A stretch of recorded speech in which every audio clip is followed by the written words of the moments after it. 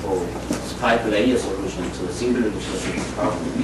We are even later, okay? So you have still 50 minutes, okay? Yeah, thank you. Thank you for introduction. I'm very happy to be here. I'm also very happy to see the Marshall and the Paul stay longer here and move on and several research activity. So I would like to talk about some variational problem related to some second order LT equation. Okay.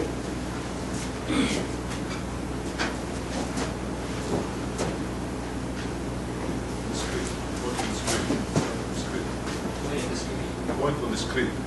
Oh, here.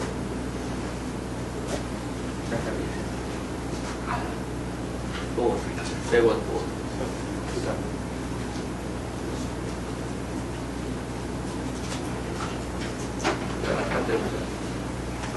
Oops.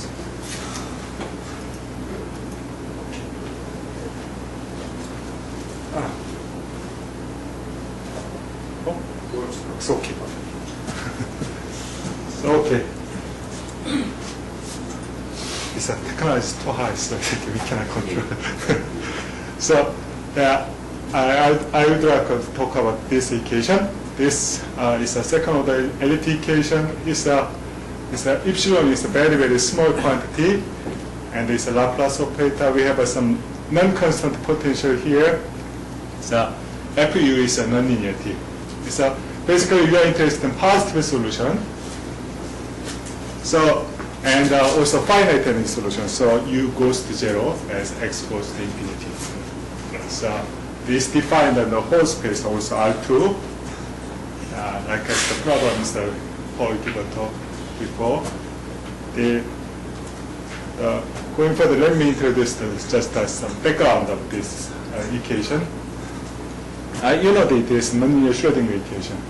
This is very common in mathematical physics. This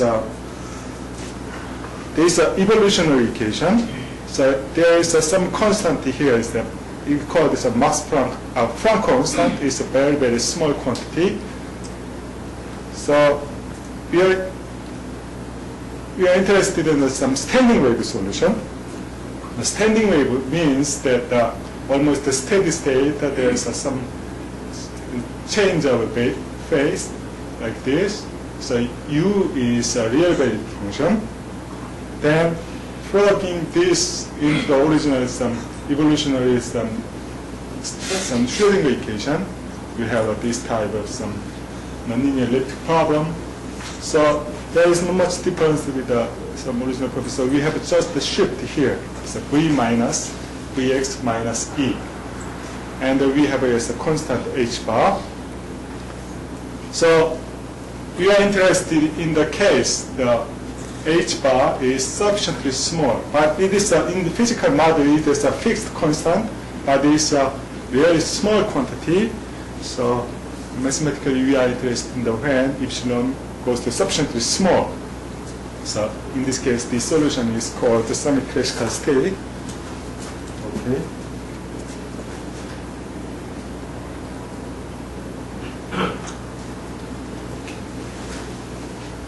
So simply let me denote the Vx minus E by E.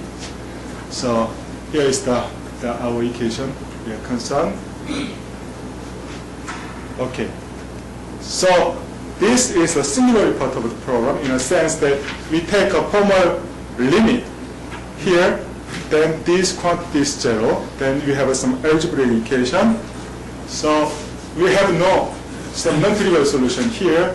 So there is no direct relation with this problem to direct limit, So in that sense, we say there's a singularity part of the problem. When we have this kind of some small quantity in the front of some higher order term, we have some sharp transition layer. So by this kind of some transformation, we have some normalized problem like this. So we change the variable like this, x to epsilon x. then we have this problem. So this Vx is defined by u epsilon x. Then we have this equation for V. So here we have a Vx instead. When we change like this, we have this V epsilon x here. And it is rather some regular perturbation in a sense. I'll explain later. Since epsilon goes to 0, this has a very, very good behavior in every neighborhood of xz. So let's take any point x0 in Rn and radius r, then V epsilon x converges to Vx near the neighborhood. Nice misprinted. x0 over epsilon. Take a r labeled of some with center x0 over epsilon. Then this quantity converges to Vx0 uniformly. So to each point, we have a limiting problem like this. It's a formal limiting problem. So we have many these limiting problem. It depends on the fixed x0 in Rn.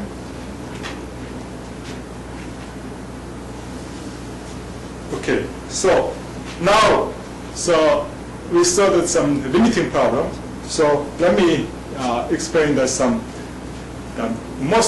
let me start with the most typical type of some limiting problem here. So the C corresponds to the Vx0 or fixed x0. So it's a constant. Let me denote it by C. It's positive constant. And the P is greater than 1 and less than 2 star minus 1. This 2 star is some critical subalternative exponent. So for this problem, first existence result was obtained by Walter Strauss in 1977. So this was proved by using he proved that some compactness of embedding. So we know that there's some embedding of H1 to LP plus 1, and P is less than, P plus 1 is less than critical subalternative exponent. We have no embedding.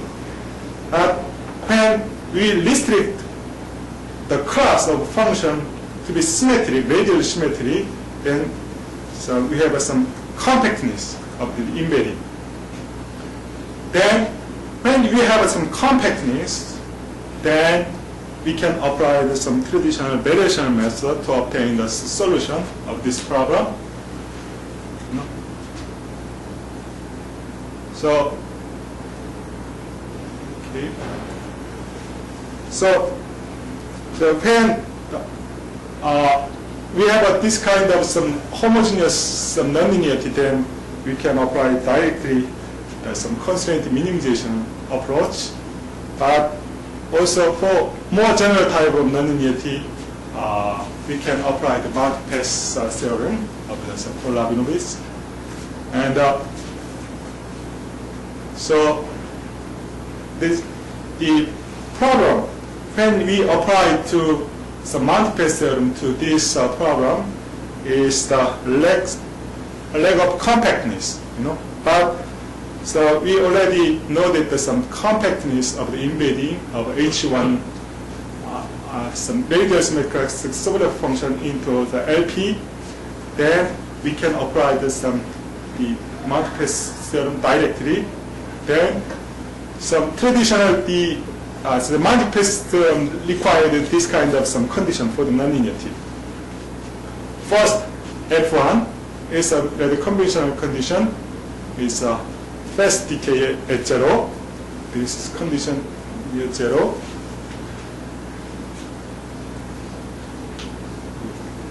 And second is also natural condition. There is a subcritical condition we call is P is less than 2 star minus 1. 2 star minus 1 is misprint here. And we need the third condition. And we say it is a global Ambrossetti-Navier condition. So there should exist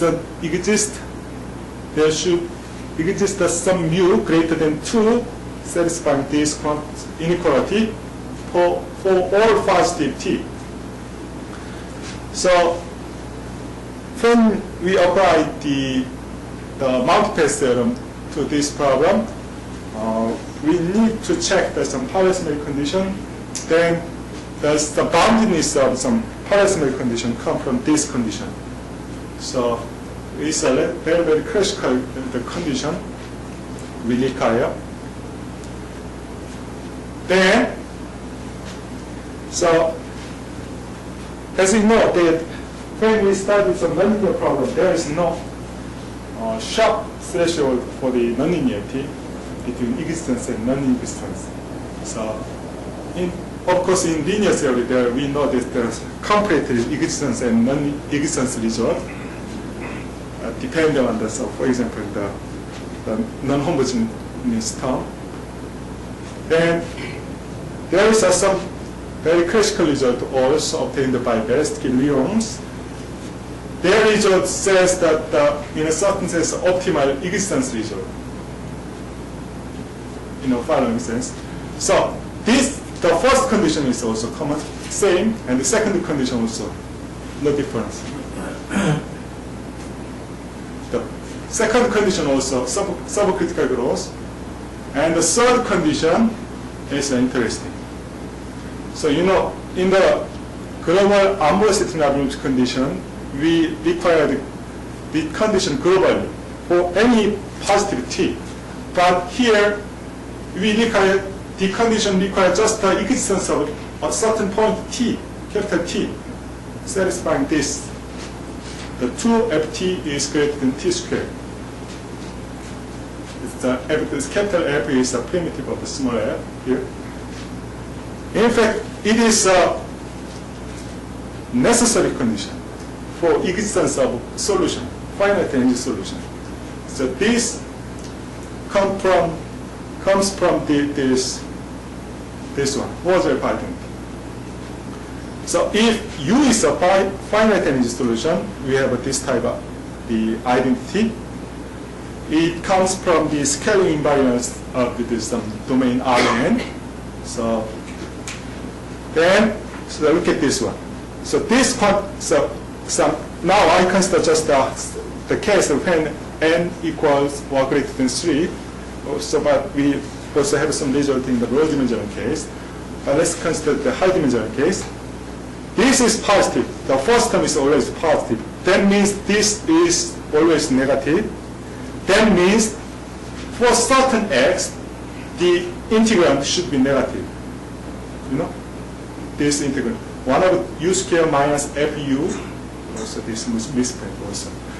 The quantity integrand should be negative at some point x.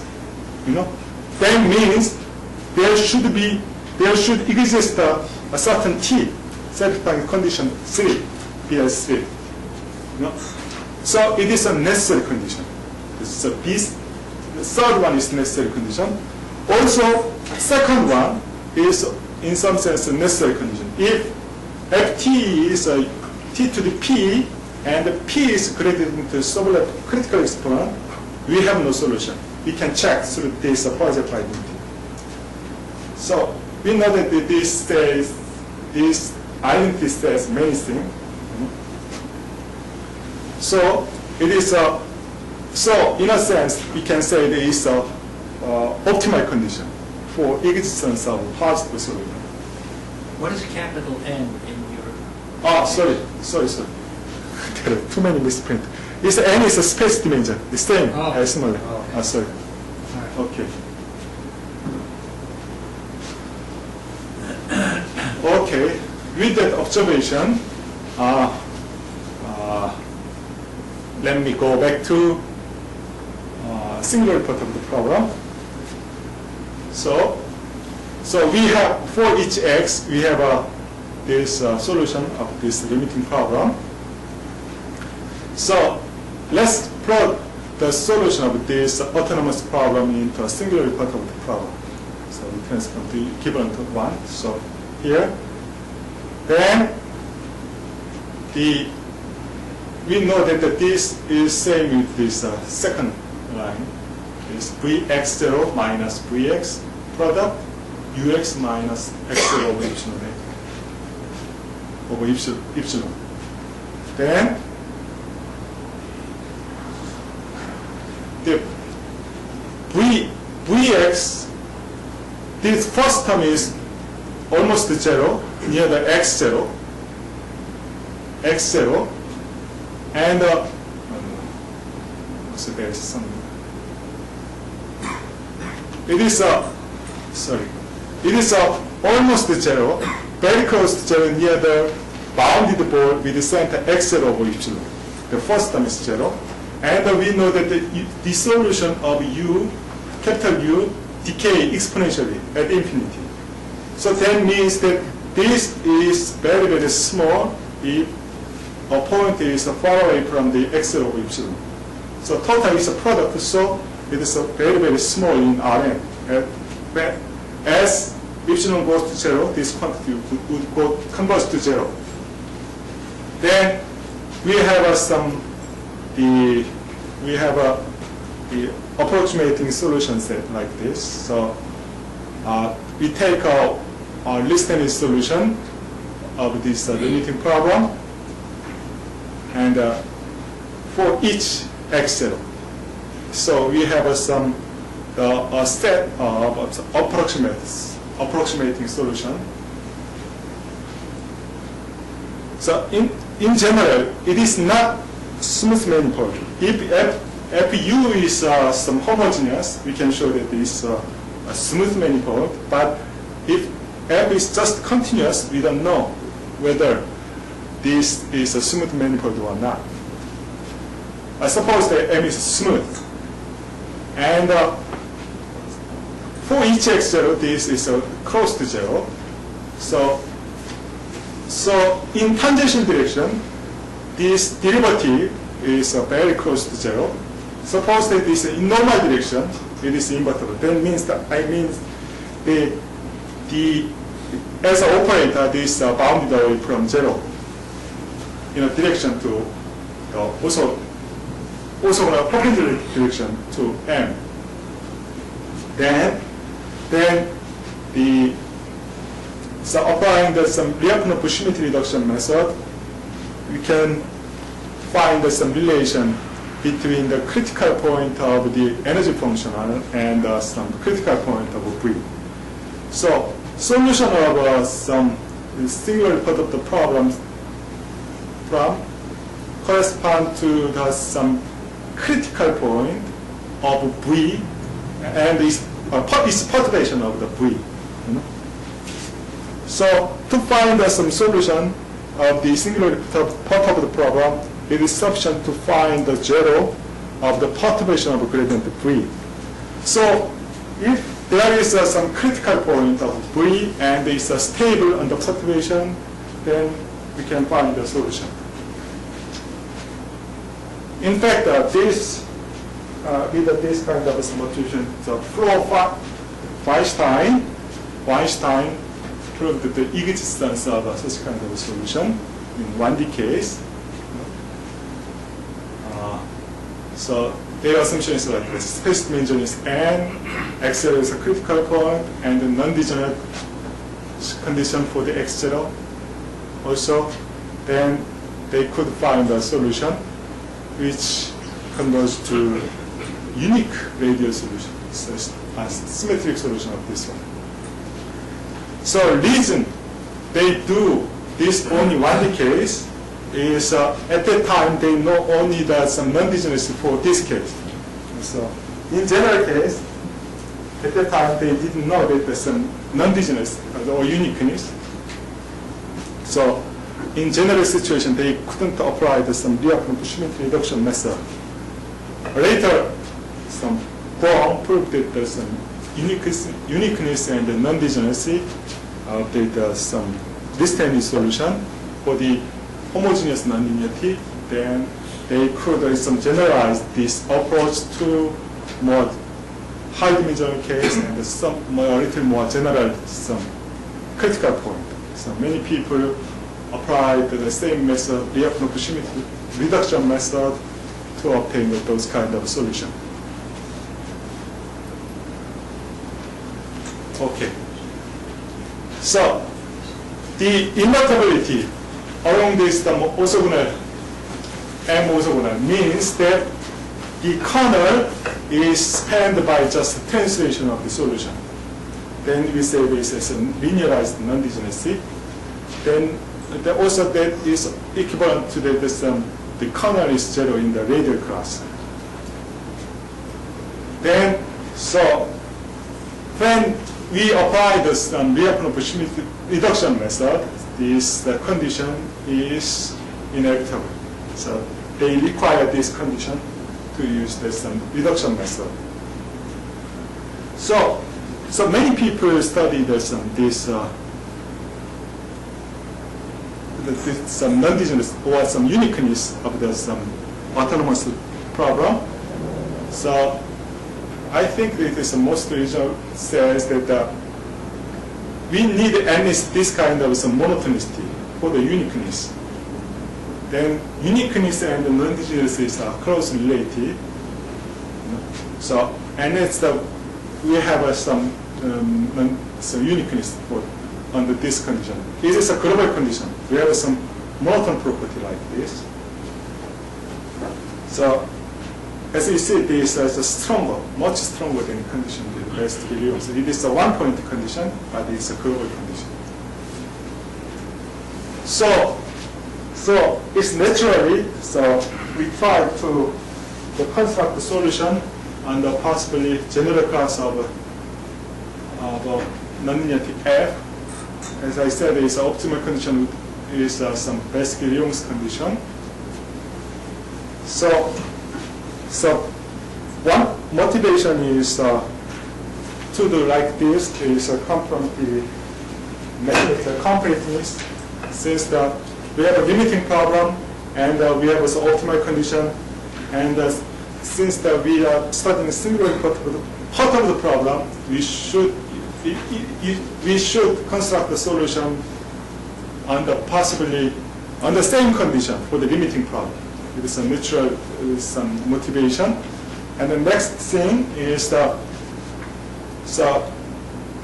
in the physical model, we just the nonlinearity is just an approximation. So we want to have some result possibly for stable F. So that means that if there is some perturbation of nonlinearity, then we want to get some also solution.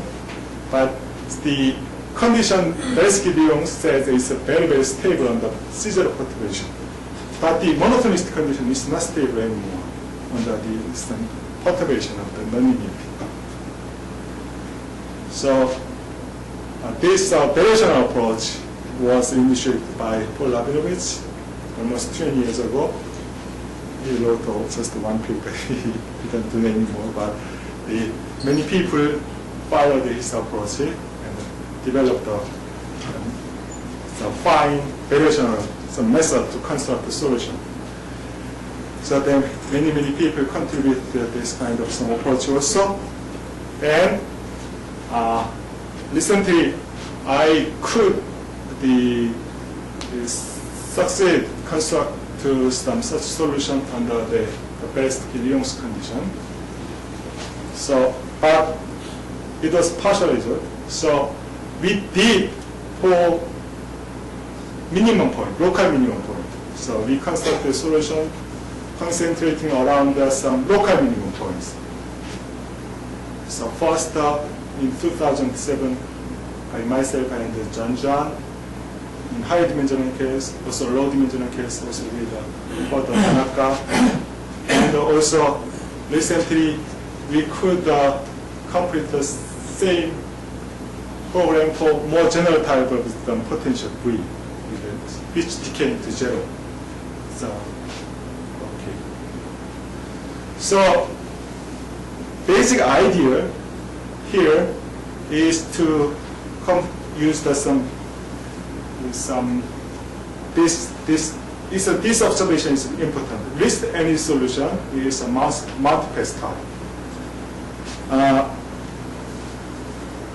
When we have some Jaeyoung's condition, it is not easy to apply some multi-pass lemma directly.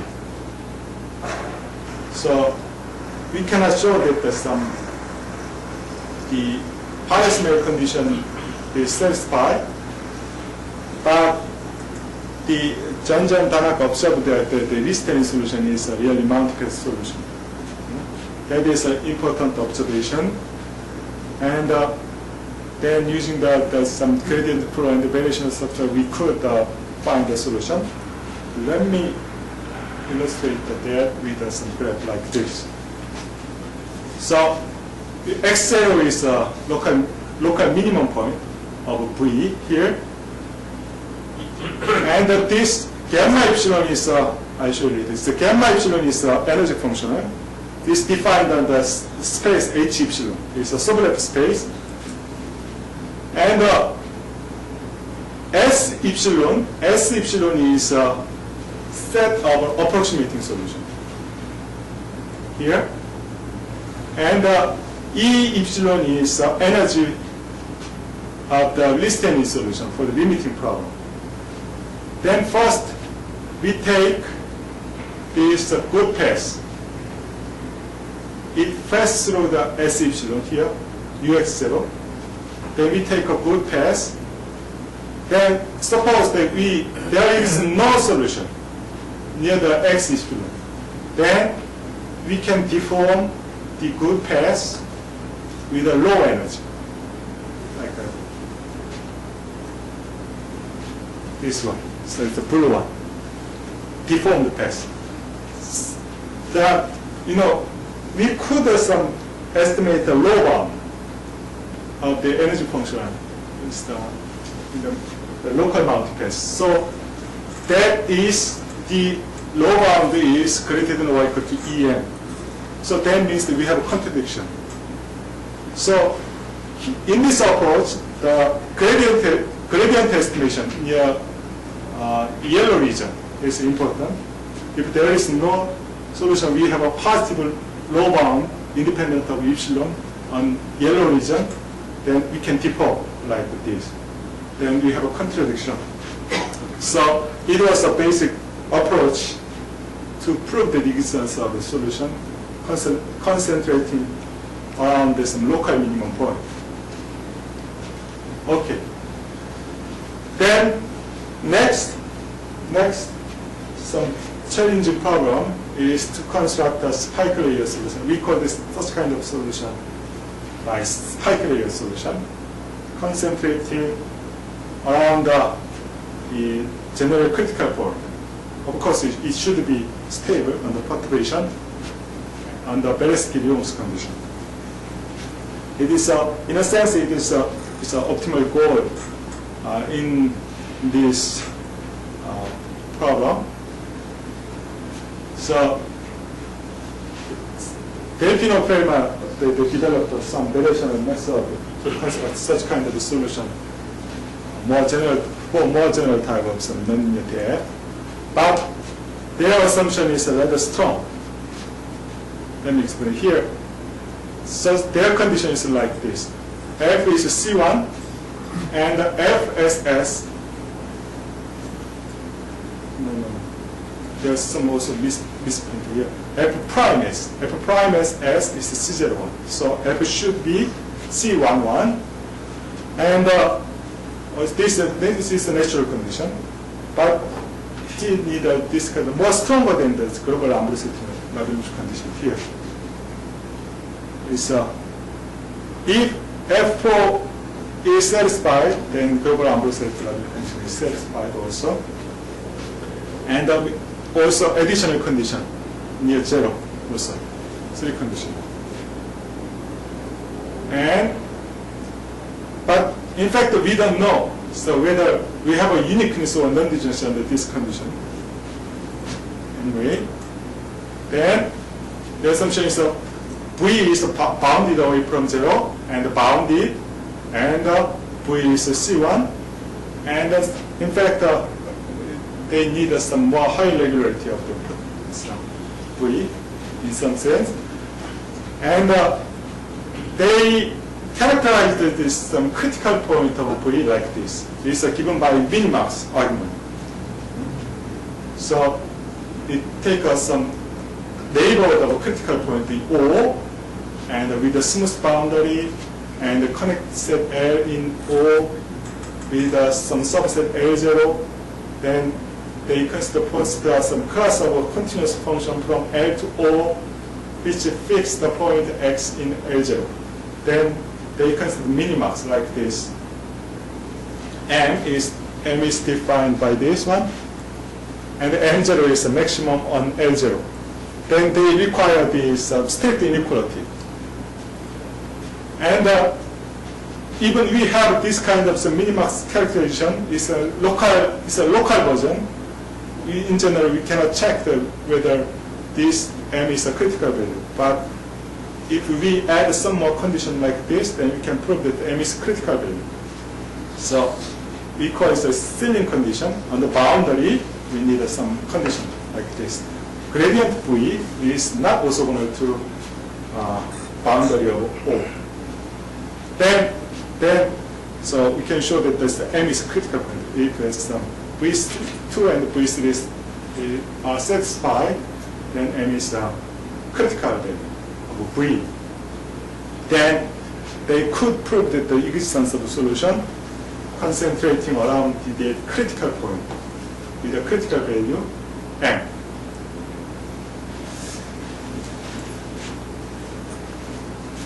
Okay. So we could prove the existence of solution under the Jaeyoung's condition. So let me explain the result. So our condition for V is just continuity, but in fact we need some more slightly stronger condition. The next condition V3. So continuity and the partitive low bound. We don't need any boundedness of V here. This condition is almost the same with that of the Delfino-Fermat, but here we need some strong condition for the set L. We need L to be compact orientable manifold. It's reasonable. So for standard critical point, we can calculate all those kind of the critical point with some smooth manifold. So it's natural in a sense. And we assume there is a boundary here, the name here, and we consider the class of function from L to O, which fix the point in X0, L0. So we assume that the following strict inequality, M0 is the maximum on L0 is strictly less than M. This is minimax calculation. And this is another condition parallel to V2. Let me just explain just the difference. The function class is more general. The function, we consider any L manifold with a boundary L0. Then we here M is we take an infimum over all phi in gamma L, and L is in the class of L0. This is here is L0 is a class of compact orientable Kelly dimensional manifold with boundary L0. Then it would be less than M given in the V2. So it is slightly different with some formal condition, and it is rather complicated condition V3. So it's a rather technical condition, but if V is just C11, then we can make a C1, then we can construct the gradient flow of V, not energy functional, then we can construct this kind of some flow that is relative. But we want to have this kind of some gradient flow, more general type of V, not C1, or even continuous or Lipschitz continuous. If V is just Lipschitz continuous, we cannot construct a pseudo gradient flow in general. So we assume this kind of thing. Then last one is some linking condition like this. Let me skip this. So if our assumption is the following: F is C1 satisfies Jaeyoung's condition, and condition V1 to V4. So here when we don't assume the V2 prime, we instead need a V4. This condition. When we require the V2 prime, we don't need any more this V4. Then we could construct the solution. It's the same type of solution, converging to the spike layer converges to some critical point of potential V. And the condition is okay. I skip this one. So let me explain some scheme of our approach. So as I told you, the equivalent problem, we consider this equivalent problem. The V epsilon is defined by this one. H epsilon is a completion of the scissoring theta Rn with respect to the node, this one. It is not 1, it's a V epsilon here. And this is the usual sublab node. And the gamma epsilon is the energy function of this one. Then this solution of the problem 9 corresponds to the critical point of gamma epsilon here.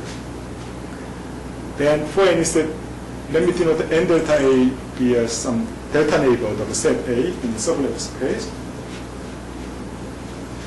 So let me explain the difference between the case of the local minimum point and the case of general, for example, maximum point here.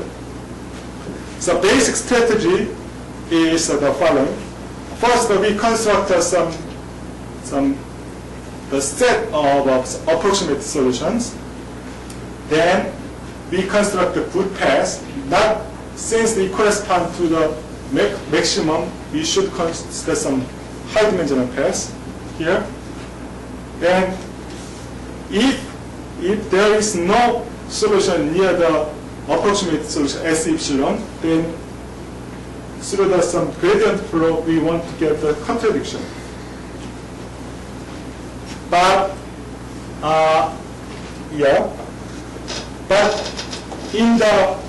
when we consider some local minimum point, it is okay. But here we have many problems. So much complicated. We need a new ingredient here. So we have a good surface here. We have a good surface also here. Then if we suppose there is no solution near some set of approximating solutions, then we deform following this gradient flow. Then maybe near the UX0, no problem. If there is no some solution, we can make the surface flow, but we need a certain gradient estimation in the yellow region. But no, you cannot have those kind of some low boundness of the gradient of some energy function. So just using the gradient flow, we have many problems. We have a problem. So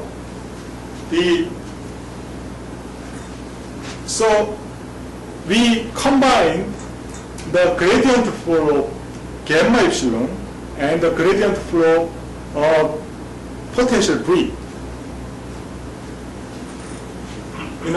To do so, there is a technical step is very complicated. So we need a new label also to have some invariance under this certain some process. Then this is okay here. So we make the initial surface to flow by gradient flow. Then to get some low bound, then we need this kind of some. So we want each solution looks like a spike. But in general, it's not true. When we follow some gradient flow of an energy functional, so we need this process. So we make tail small, so that it looks like some particle or spike layer. Then, when this spike layer go away from the critical point of V, then we cannot control the gradient flow of the energy function. Then, in that area, we use gradient flow of V. Then we combine those two. And we need a 3 process, 7, 8, and deformation through the translation. Deformation by a translation means that it's a gradient flow of V. Then, also, using just one, we have also problems. We should iterate. Each process, 3 processes, we should iterate to get some deform the low energy surface. Then, since it is looks like a spike layer, all deformed surfaces it just looks like a spike layer, so particle. Then we have some good energy estimate. Then using the certain topological linking, then we have some low bound. But I told you, if there is no solution, then we can have some surface with a lower than some energy of a limiting problem EM. Then, but we have some also low bound EM. So that means a contradiction. So we could prove that there's existence of solutions with this kind of process. Okay. So, in fact, this kind of there are many still many more problems in this kind of thing. So, when they use the Lyapunov symmetry reduction method, they can construct many things. But even elliptic system, we don't know any uniqueness and non-degeneracy. We should use the variational approach to show that the existence of a solution. So to handle the elliptic system, certainly we need some variational approach. So we should develop some variational approach to treat an elliptic system. This kind of approach should be applicable to this elliptic system. Also, through the Lyapunov symmetry reduction method, many people could construct the clustering solution.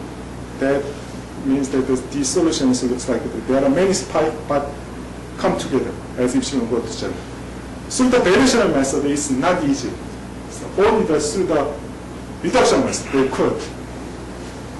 So we could apply this kind of approach to construct this kind of solution also.